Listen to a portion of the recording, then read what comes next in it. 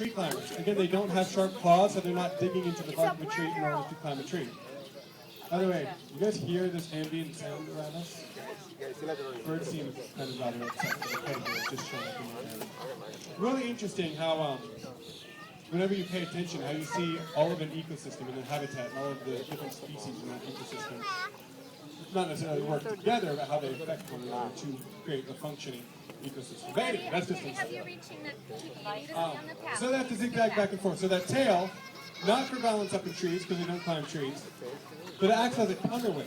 So they can change the center of gravity, shift their weight. So if that gazelle takes a sharp left, they'll change the position of that tail and take a left with that gazelle.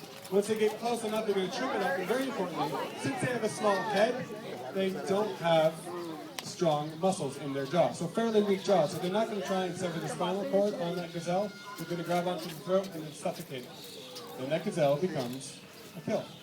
Cheetah's going to do a very important thing at that moment. It's going to drag the gazelle, typically, to a shady area for two reasons. One, they've worked really hard and they need to cool down. Typically, a cheetah chase lasts about 20 seconds or so. It can last upwards of a minute, but that's a really tricky mark. Because right about that 1 minute mark, they start to experience a little bit of heat exhaustion. And if they push it too hard, a cheetah can actually die if they run too long, too fast. So they kind of have to make a decision if they want to push it or give up and try and hunt them with how hungry they are. So they generate a lot of body heat. So of course shade is cooler and they can cool down a little bit faster. They have to rest for about 15 to 20 minutes before they can start to consume their prey. Cool down, also catch the breath. That 15 to 20 minutes is a very crucial period for them because basically anything can come along and take the kill away from the cheetah. Lions, leopards, and 对，他在咬他的 tail， 对不对？